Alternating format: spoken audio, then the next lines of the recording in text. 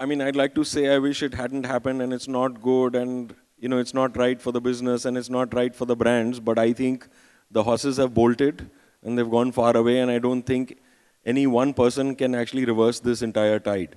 So I think now what we need to recognize is that this is going to continue, and how do we continue to actually offer good quality merchandise? That's most important, because finally the merchandise will be bought at a discount, but when it is used on a regular basis, what gets noticed is actually how good the product is.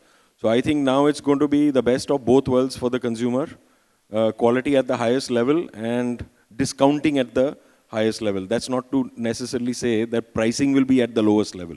So there are various games that are being played uh, where I think not everybody has the time to sit and do this whole calculation of net price, an honest price, which is sometimes lower than a price which is higher post a discount.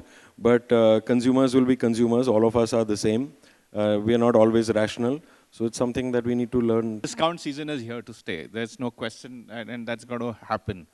The real deal lies in the fact that, how do you get that share of the sales that you do in discount period to become lower by actually improving your sales in the non-discount period. And I think that is the formula that one needs to work on.